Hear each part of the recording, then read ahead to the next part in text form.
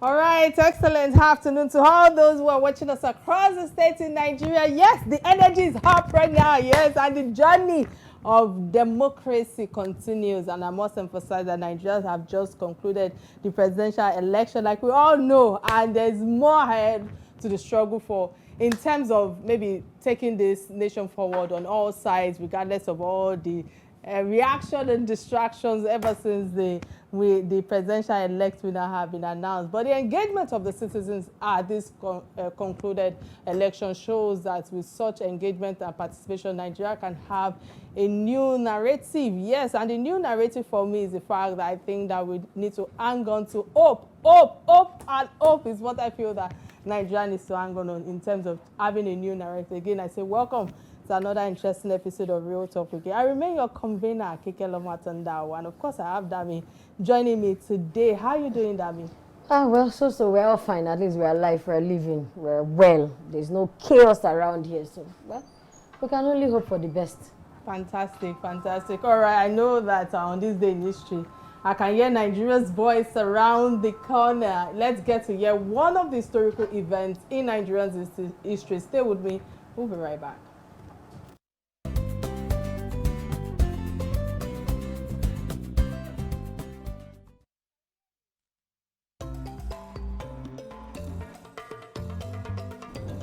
This day in 2012, Chukwuemeka Ikemba Ojukwu, who died on 26 November 2011 at the age of 78 in the United Kingdom after a brief illness, was buried. His funeral was held on this day in 2012 with thousands of mourners attending to pay their respects. Ojukwu was buried in the mausoleum in his hometown of Nnewi, Anambra State, Nigeria. In 1966, Ojukwu became the military governor of eastern Nigeria, and in 1967, he declared the secession of the region, establishing the Republic of Biafra. The Nigerian government under General Yakubu Gowon responded by launching a military campaign to reunite the country, leading to a bloody and brutal civil war that lasted for 3 years. Ojukwu's leadership during the war, which saw him serving as the Biafran head of state, was widely admired, and he remains a controversial and decisive figure in Nigerian politics. Despite this controversy, Ojukwu's impact on Nigerian history is undeniable, and his contributions to the country's political and military landscape will continue to be remembered and debated for generations to come.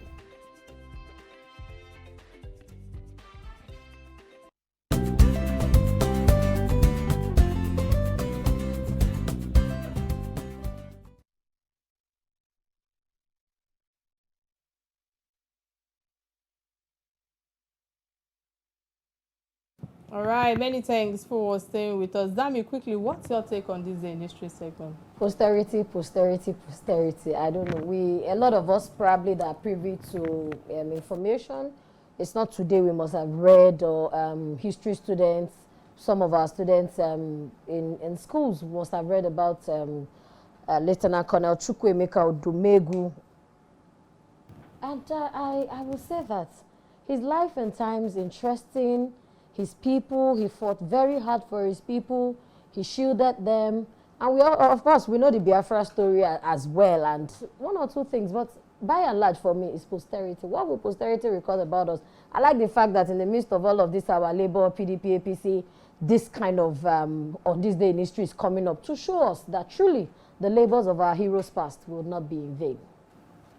All right, fantastic. You know, listening to you, I can't help but agree with you regarding posterity. But for me, despite this controversy around Ojukwu, his impact in Nigeria cannot be denied when it comes to the history of Nigeria. And of course, I just feel that the contribution towards the political and military landscape also cannot be forgotten. It will always be remembered and debated across generations because of the outcome, especially with the influence of Biafra and all of that. So for me, I just feel that, what legacy are we leaving behind? I know that he was buried on this day, and of course it was 78 years when he died and all of that. So it's just unfortunate that the leaders that we have today are actually not paying attention to the power of character, to the kind of thing that they want to leave behind, that will outlive them beyond the family circle or community. I think that's my takeout from this day in history segment. But I think it's time for a quick message from our sponsors. Please stay with us. We'll be right back.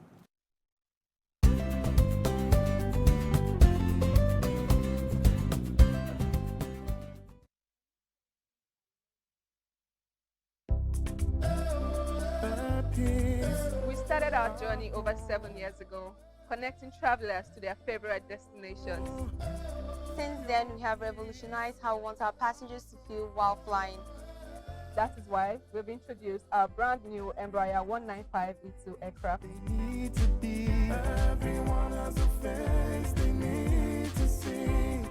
We are on a mission to add new destinations to our ever-increasing fleet. Our Boeing 777 will take you on an international journey. Mumbai, Guangzhou, London, Johannesburg. And now, Airpeace is adding a new destination. On the 1st of March, Airpeace will begin a new adventure to a brand new destination. Join us as we celebrate our first flight to Dubai International Airport. Airpeace flies you from all our domestic routes to Dubai from Lagos at no additional cost.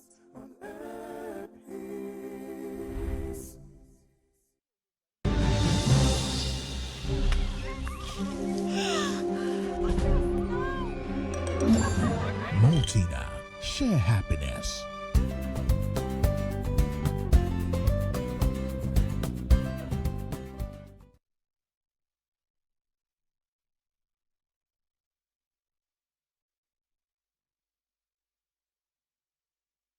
All right, while Nigerians are settling with the announcement of Bola Tinubu as the presidential-elect of Nigeria, political parties are contending with the preparations for the governorship election, given the outbursts and, of course, the outcomes of the presidential election. It's obvious that the dust of Saturday election are yet to settle in areas of trust, confidence, transparency with INEC and security agencies' performance and the cross of credibility in the coming gubernatorial election is what people are actually, putting in question. What does the win imply for APC? How are they responding to the allegations? What about the controversies of INEC in collusion with security agencies for rigging? And these are, and much more are what the focus of our conversation will be on the live show today on Real Talk with Kike. And of course, I have a major stakeholder in that department of the Action Progressive Congress. I have Mr. Bala, who is actually on our Zoom link right now. I hope he's there. Hello, sir, are you there? Hello. Yeah, many thanks for joining me, Mr. Bala Ibrahim Yusuf. It's an honor to have you on the platform today, and I must say that with all the success of APC right now, I say congratulations on your wins, and again, thank you for honoring my invite. Let me start by asking, how are you doing today? How do you feel being part of the new change in Nigeria? Let me start from there before I start asking you my major questions. Well, I don't know if you are talking to me or to yourself. I cannot hear you.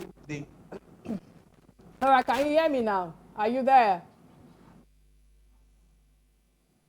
Can you hear me now, sir? I can hear you, but from the background, faintly, I seem to be hearing some people talking more than you. I don't know where the problem is, but I can faintly hear you. Okay, if you can hear me now, I asked, let's just move on because of time. I was asking how you are doing, but, moving on to the conversation at hand, Asiwaju Bola Tinubu has been declared the presidential-elect from Saturday's election. And I must ask you, what does that victory mean for your party, despite being the fact that, it is the lowest vote count over ever for a winner had the presidential polls in the history of Nigeria since 1999. With democracy return, I'm asking in pain. There are quite a number of people who have different reactions to this win. What's your take on this? Well, the victory or the mandate given to our party by the people is a sign of renewed hope as marketed by our party. The electorate or Nigerians are ready to embrace the renewed hope philosophy of the APC. And they have confidence that our candidate, who is now the president-elect, Asiwaju Bola Tinubu, is going to march action with his words. So people have voted for peace and progress as against ethnicity, religious sentiments, and other divisive campaigns that were used. This is actually a good omen for Nigeria. It's a good omen for our party, and it's a sign that Nigerians want to see improvement. They want to see changes which our party has promised to deliver. So victory means victory for the country, and victory for the unity of Nigeria, and victory for whoever.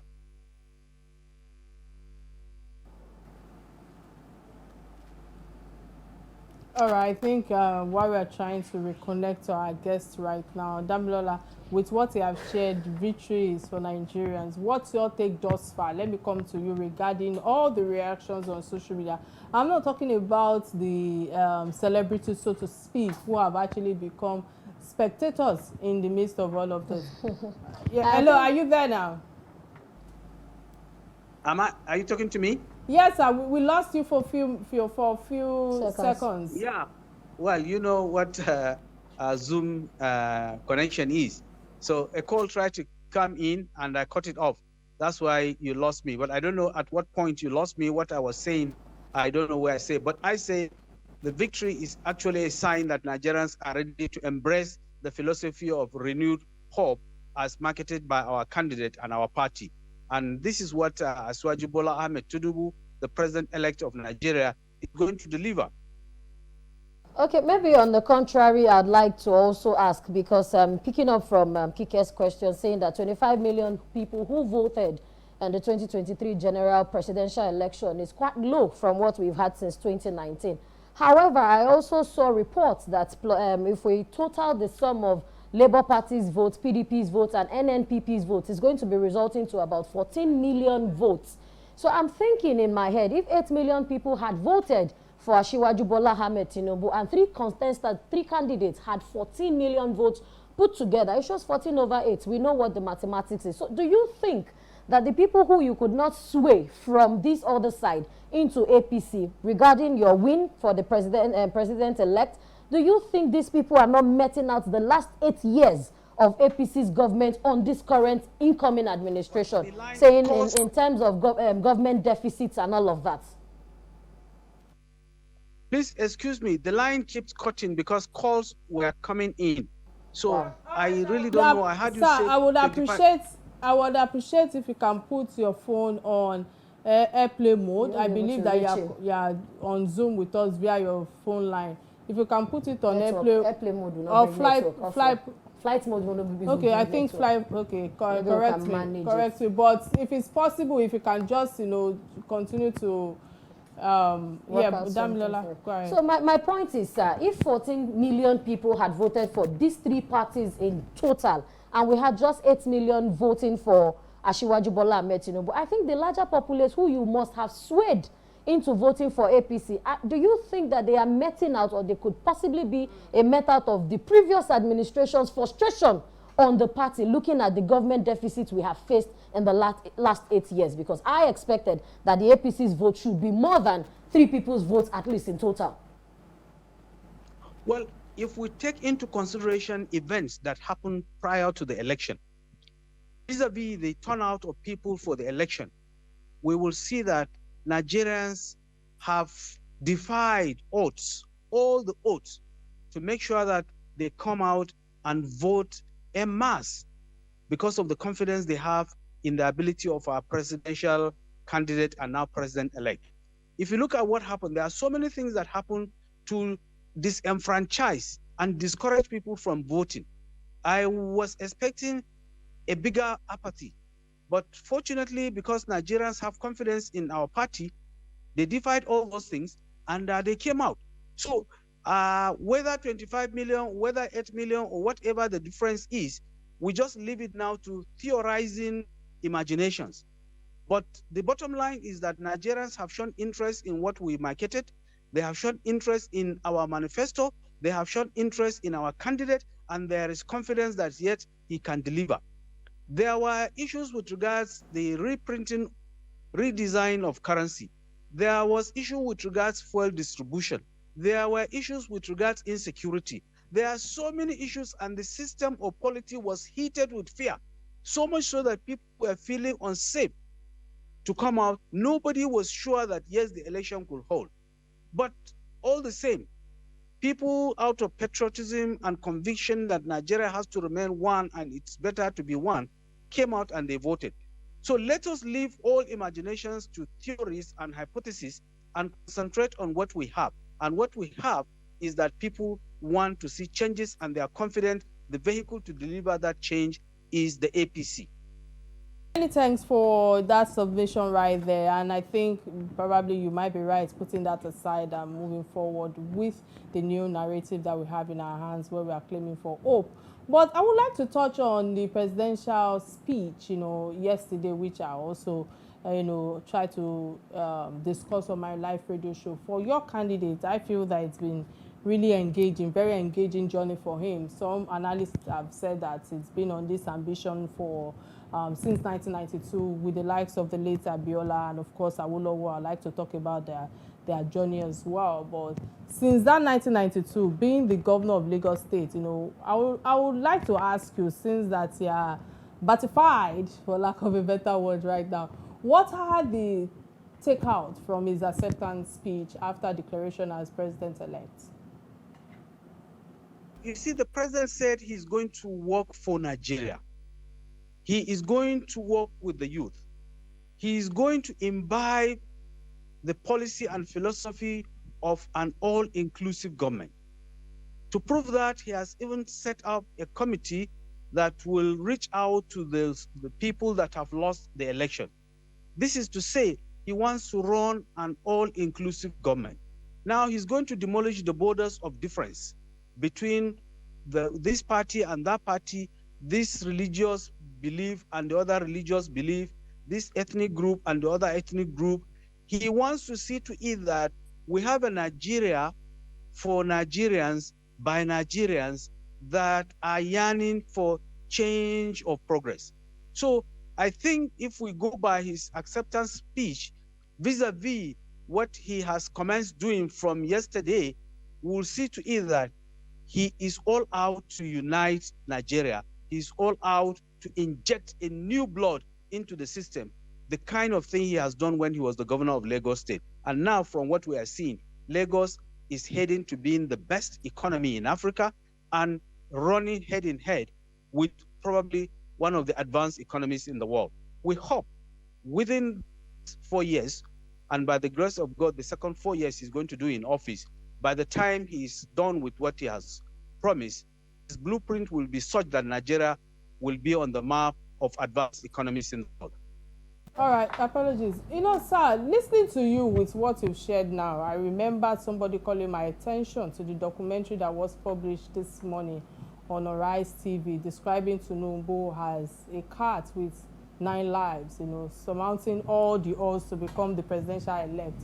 I cannot help but touch about the controversies, of his age, his education, health, wealth, all of these have gained momentum on the social media, and I feel that we should touch on it regarding the precedents that will be the precedent months, in terms of the election. Would that be that the ability to function, or will I say that the performance at the presidency, despite all the economic and social political odds in Nigeria, still people didn't see any reason why, or people didn't see any reason why they shouldn't bring someone like him into power, knowing that it's still the same political party? What's your take on this, honestly? You see, all those that have been theorizing falsehood, all those that have been sending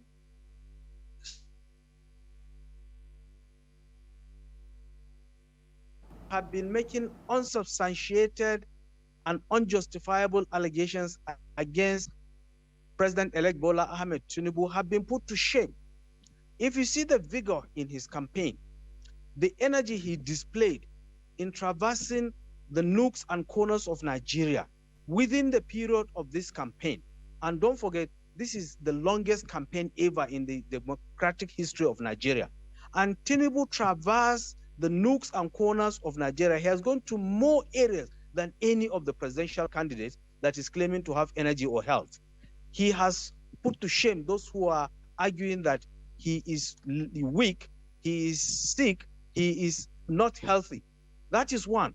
Again, all the allegations about his age, about his educational qualification, about his health have been put in the waste paper basket because of his courage, because of his determination not to be distracted by falsehood. Now, a man that has this kind of disposition, a man with this kind of attitude is one that you can say can take the bull by the horn, is one that can hit the rock, get it broken, and make a path out of it. I believe he is the kind of person Nigeria needs at a time like this, when everyone is losing hope. I guess Safety. Hello, are you with me? Hello? Yes, we we are can with hear you you. loud and clear. You can go on, sir. Okay. Can you hear me? So all these prophets of doom that have been advancing and giving falsehood space have been proven wrong, and they should go and sleep in shame. Tinubu has shown that he's a dogged politician and is one that knows what he wants, and he is ready to wait and get it, provided he is convinced that it's worth its salt. Well, I like the fact that we are putting things behind us, because if categorically we are going to look at it, a lot of Nigerians didn't put that to play as regards age and all of that. So we have come to where we are. But my concern now is moving forward. I remember one of his interviews, he said, he was asked that what do you intend to do in the first day of office? He said, keep running. The second day of office, he said, keep running. Now, my concern basically is his cabinet, the people who are going to work closely with him. I know that as at this time, I want to believe that he's chosen a lot of competent people to come on board. I know that Nigeria has been a country where we tend to repay good for good, because this person has campaigned for me, so he's going to be in this office, or I'm going to give him this ministerial post, and so to speak. But there are a lot of times that we've even had in the history of Nigeria, let me excuse my word to say, somebody who does not even know about electrical engineering will be minister for power. What is your principal doing to ascertain that people who deserve some ministerial appointments and to head some parastatals, who their certificates or who their capacity and competence can drive such ministries? What do you think he's doing on this regard? Is it going to be business as usual, friendship as usual, or we are expecting a turnaround of his cabinet? Well, I'm not in a position to speak the mind of the president-elect, but I'm in a position to analyze his antecedents vis-a-vis what he has done when he was the governor of Lagos State, and the kind of team he assembled to help in marketing his agenda and policies. Based on that, you can agree with me that Tinubu is a team player.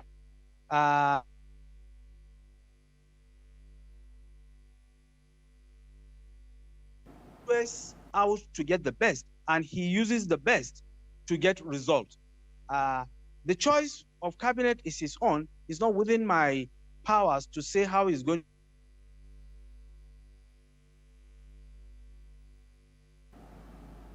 He's going to put that are going to be round pegs going into round holes. He's not just going to be business as usual. He's going to get those who can deliver. Thanks for that. I have no doubt that Asiwaju Bola Tinubu will deliver because of the kind of people that he surrounds himself with. However, I would like to touch on INEC, because I feel that some of the challenges that we are having today is based on what INEC have created, in my opinion. Because with everything that has happened, I feel that INEC and the President Muhammadu Buhari, should have agreed to the call of former President Olusegun Obasanjo to cancel and review the election in areas where violence and electoral malpractices actually took place, so that we can have an outright transparency and confidence in the electoral body, given what took place on Saturday. However, moving on from that a little bit, I would like to touch on what the Vice President of Labour Party, Dati, also said at a press briefing yesterday, where he said that the ruling party has brought INEC to the security to the challenges that we are facing right now, especially when it comes to the security agencies and even the judiciary, knowing that at the end of the election, the ruling party, they know the difference and the disagreement that will take place with the parties at the Supreme Court, because they will be in the position to actually pick the stands. I stand to be corrected with my choice of words, but how is it true that all this allegation because of Nigerians could obviously see the influence of the ruling party in this election? How do you want to convince the people in terms of unifying them on how to move forward despite all the allegations and advices that have come from former President Olusegun Obasanjo, and of course from the press briefing that came from the Vice President of Labour Party, Dati? What's your opinion on all of this? You see, there is a Yoruba proverb that says, when you point an accusing finger at someone, check, 3 of your fingers are pointing at you.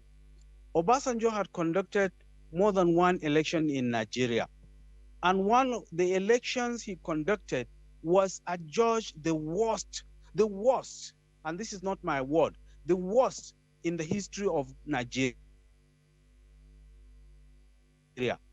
Nobody has asked him to cancel that election because of the malpractice. In fact, in one of the elections, the president that emerged, late Umaru Musa Yar'Adua, admitted on the podium that the election that produced him was mad.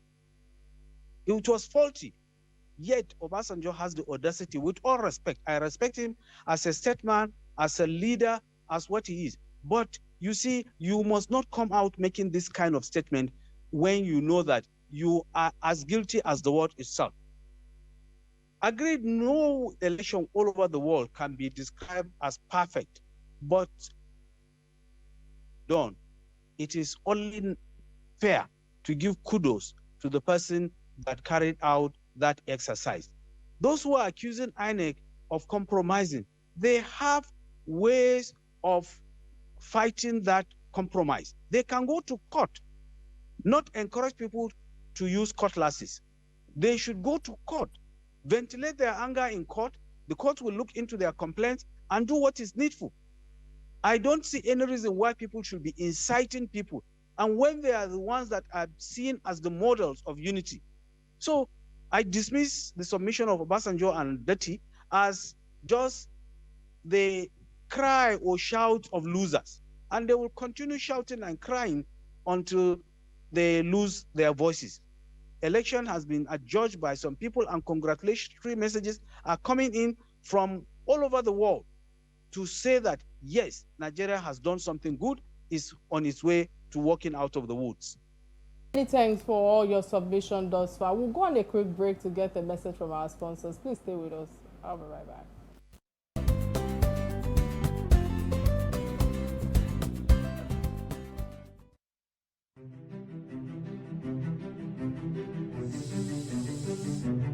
Why is a seat at this table so special?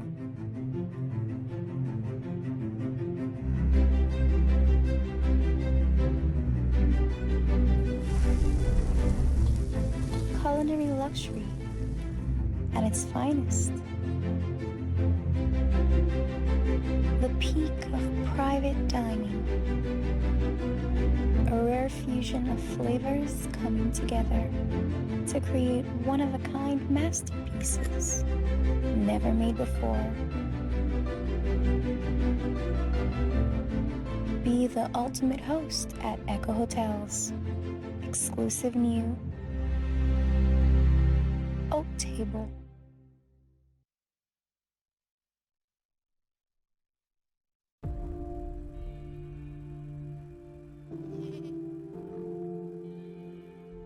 I used to worry about what people say.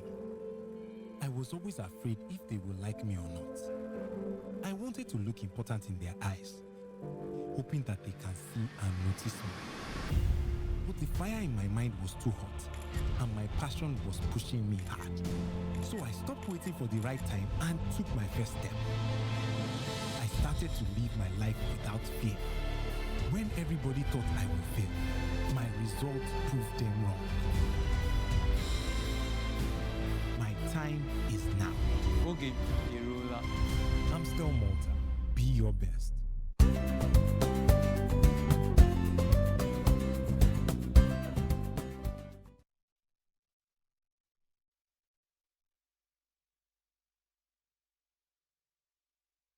All right, glad to know you're still with us. In case you just joined the show, today's conversation is about the results, the reactions, and the concerns on the outcome of the presidential election that took place on Saturday. And I am with Mr. Bala Yusuf, the Director of Publicity for APC, to discuss the way forward on the win of Asiwaju Bola Tinubu.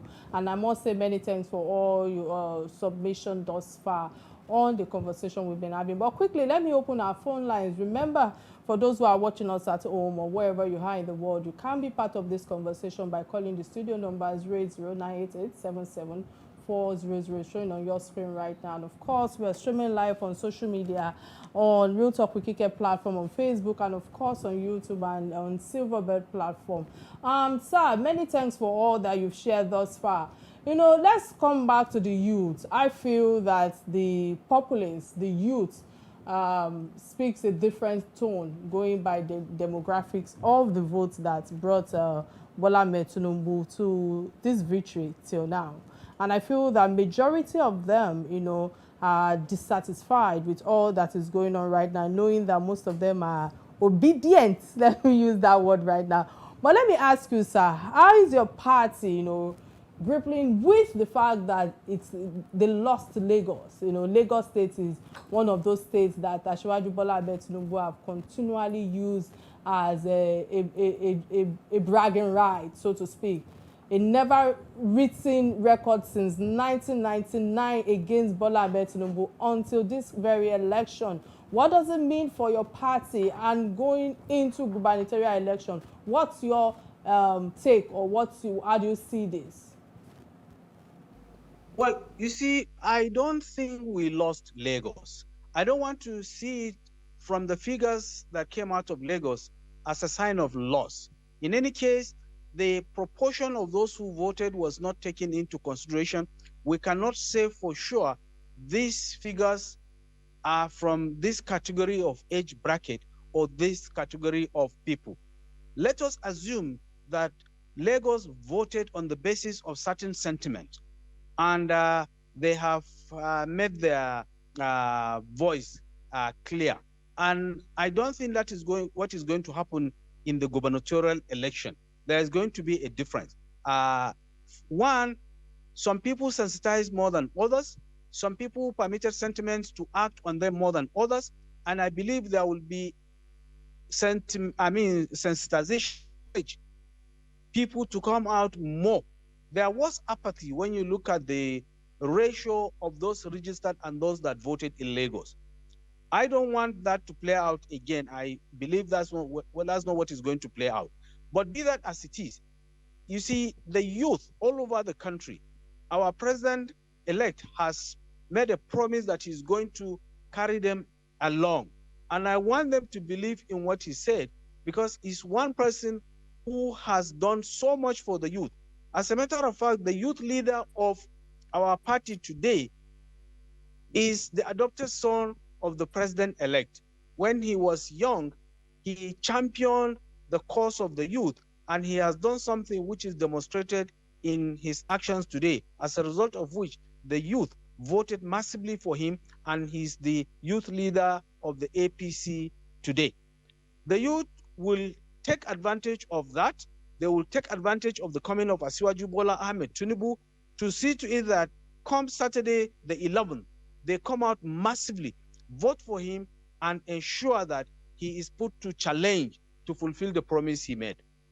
Apologies, I have to interrupt your line of thought, because, you know, I try to keep it real on this platform regardless of the relationship I might have with a lot of my guests. But, you know, with what you've just shared now, you know, there's a lot going on in Agege right now when it comes to a lot of obedience, so to speak. Apparently, your candidate for gubernatorial election, Governor Sanwo-Olu, you know, has a lot to do with in Lagos State at the moment. Losing Lagos State is like losing the base and seat for power that formed the rise of Bola Tinubu, because as of today, Bola Tinubu cannot talk about his wins and his impact, his achievement, without not mentioning Lagos State. So I must ask you, I would like you to please put it on the table or regarding the strategy. What last minute strategy and homework is being done to ensure that this situation that we found ourselves during the presidential gubernatorial election will not take place again with the gubernatorial polls that we are seeing at the moment? What's your take on this? Because I just feel that a lot has changed, even from the island, from the polling units in most of the island that we are in here in Via and Ikoyi. Of Atiku Abubakar, who was able to be the vice president of Nigeria. All the other presidential candidates that Tinubu, the highest qualification they were able to show was governorship position. Peter Obi was the governor of Anambra State. Rabiu Musa Konkoso was the governor of Kano State. And so Bola Ahmed Tinubu was the governor of Lagos State. But when you put their performances in office alongside the performance of Bola Ahmed Tinubu, you will see that they are miles. Even the presidential candidate of Labour Party, Mr. Peter Obi, is using Lagos as his base point. He had his grand finale rally in Lagos, not in Anambra State, where he served as governor. Because so Bola Ahmed Tinubu, everybody is coming to showcase his own card in Lagos, not in his home state. Because if he were to hold his grand finale in Anambra, there is nothing to show. In fact, there is no infrastructure to accommodate whatever he's going to say. So Lagos is what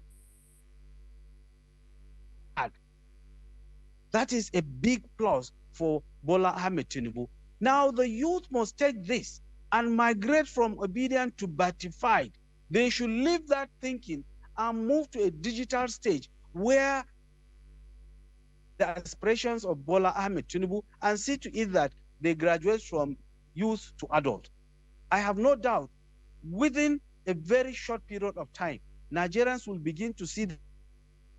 All right, many thanks, Mr. Bala Ibrahim Yusuf, for that, for your contribution regarding that question. But however, moving away from that, I feel that, at this moment, come May 29, there's a lot that your party or your presidential elect have to put in place in terms of harmonizing the youth and, of course, the winning of the confidence of the people at the moment. But putting that aside, there are quite a number of reactions regarding your president-elect, regarding a lot of accusations that have been put in forward. But I want to move away from that, because as far as I'm concerned, his political opponents, have accused him of all different things and all of that. And I really don't think that we should concentrate on that. But I think my last question to you before we close on this segment is the fact that there's a lot going on in the country at the moment, and I feel that I would like to touch on the economy that we have at the moment. We all know that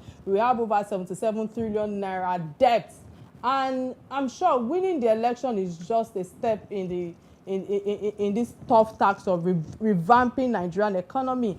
For those who are entrepreneurs like me, we know that there's no ease of doing business in this country in the last decade, and it is APC resigning to APC. I'm asking on behalf of the Nigerians will be wondering what is going to be now in terms of how to move Nigerian forward. Can you answer Nigerians in terms of their doubts regarding how to come out of this debt that President Muhammadu Buhari have taken us into? Yeah. You see, victory did not come to Asiwaju or the APC by fluke. Victory came through hard work. Victory came through vision. Victory came through determination and persistence in the marketing of policy.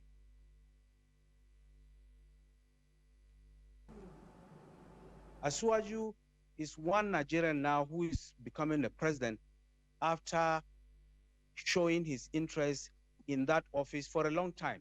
It's a lifetime ambition fulfilled. Now, for your information, Asuwaju contested and won the seat of a senator at the first attempt. Asuwaju contested and won the seat of a governor at first attempt. He contested and won the seat of the president at first attempt.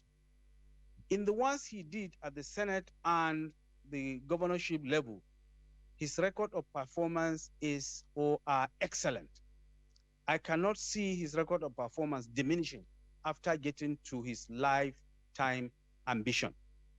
He's an economist, he's a financial expert, he's a person who works with the best when it comes to the best. Now, you will agree with me that Asuwaju will assemble the best possible economic team to work on the economy of Nigeria. And because of his vision and foresight, he's not trying to make Nigeria to be at par with Kenya or at par with South Africa. His ambition is to see to it that Nigeria is at par with advanced economies. And he's going to give timeline.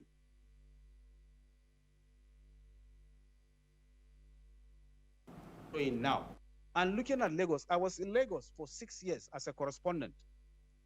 And what I have seen in Lagos before I came to Lagos and after Tinubu took over as governor, believe you me, I felt proud being a Nigerian. And I want to feel that way after some years of Tinubu as president of Nigeria. I will be brandishing my passport at every airport to show that, yes, I'm a Nigerian. I have no doubt Nigerian economy is going to have a very good breather. Nigerian economy is going to have the kind of improvement that is theoretically anticipated and practically put into use. And I hope you and I, when we come to meet after some time, will say, yeah, now the Naira is something you can brandish in any of the high streets in major cities of the world.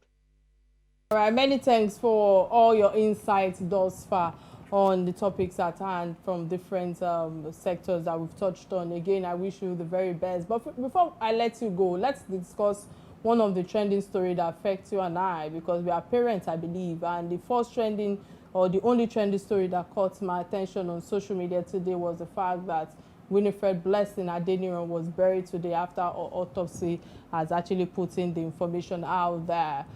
This trended, I think, 3 weeks ago, and everybody were waiting for the outcome of the autopsy. Damilola, quickly, what's your take on this?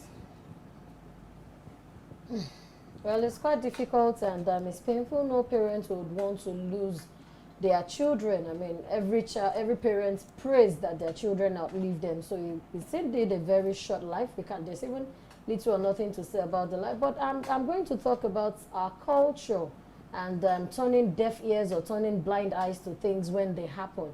I saw the video of the mother of the deceased, of the young girl, and the mother actually said when the autopsy came out that the daughter was electrocuted, which was against initially what the school had said. So, of course, there's been a lot of back and forth, and I'm not sure it's going to end this year. This is just February. We don't know. This is just March, sorry. We don't know what April into December will have for us. But the culture of not protecting our children is not good enough. And I always say that what does the Child Rights Act says? Who is taking care of these children under the government? Who is going to answer for these numerous deaths of children? We have different cases, even in Lagos here, different cases that we have not even seen the daylight with. Is this how we are going to continue? So I pray maybe when the new president begins to enact policies, he will look into the Child Rights Act. But for now, I wish that may her gentle soul rest in peace. Amen. This is very sad and very difficult to come to terms with, as far as I'm concerned, knowing that we are all parents on this platform right now. And of course, with quite a number of parents who can actually relate to the situation at hand. No matter how difficult it may be to us, we definitely know that the parents are going through a greater ordeal. Again, I share my condolences to the family of Blessing Wilfred Adeniran, which I feel that the mother and the father, and of course the other siblings as well, must be going through quite a lot at the moment. It is very harrowing for you to, for anyone to actually be going through this, and I only hope that God can only console them moving forward with all that is happening across the state at the moment in Nigeria. But according to the mother, I would like to quote her because she said that I have been subjected to trauma in the last two weeks or 3 weeks since the death of her child, you know. And those 3 weeks, according to her, was harrowing for her. And this school, according to her, said made her think that she was crazy when she was talking about what the truth was. But however, this made me also feel more pain within me, knowing that, you know, we can't wish this for anyone, even your enemy. You know, in honest terms and for the sake of the life involved, I feel that the school management right now, you know, has to do a lot to appease, to apologize, to commensurate with the parents of the pupils, because, you know, I'm just trying to imagine what exactly do you want to do right now other than for you to commensurate with them. The damage has been done. No one has to take ownership of blame or negligence but the school. And I just feel that at the moment, what is the school going to be doing going forward with all the schools, not just Chrisland, because we know what has been going on befalling Chrisland in the last few years regarding all that has been happening. But I repeat, all schools, because I'm calling on the state government to enforce higher safety measures, and make sure that they can, you know, conduct more measures or policies around all the schools in Nigeria and the learning environment for all schools. So this must be a routine and a culture to actually stop unwanted death and, of course, the mismanagement of the lives of our children. Because like Yoruba people say, you know, one person carries a child, the village trains the child. So what affects one child affects every one of us. So I'll say our children. So it's not about just shutting down the school alone when things like this occur. I think it's about for us to actually look for how to put some function to the Ministry of Education and try to make sure that there are certain policies that can be put in place in terms of when there are going to be what's it called, sports, their sports day, inter-house sport. Thank you for the word that you just brought me there, inter-house sport, and quite a number of, even when they are going for excursion, I feel that there are a lot of negligence in how we do things and how we coordinate ourselves in most of the schools. So there's a lot that must be done with the Ministry of Education across board in Nigeria. And I believe that with that, maybe we'll start seeing changes. Again, my condolences to the family of Winifred Adeniro. I wish I have more words to console you, but it's unfortunate. Sir, let me come to you. What's your take on this trending story? I'm sure you must have seen it 3 weeks ago. The child has been buried today. All right, unfortunately, we've lost our guest. Again, many thanks to our resourceful guest, Mr. Bala Yusuf, the Director of Publicity for APC. And it's been an interesting time, of course, having Damilola on the platform today, keeping it real. Till I come your way next week, remember to stay away from violence. Remember to be kind to one another. Remember that whatever, how will I put it now, whatever rules that guides or protect your family, you actually put it in place with the coming election that will take place on March 11. Please stay safe and remember to be a patriotic Nigeria. Bye now. My name is Kike Atanda-Owo.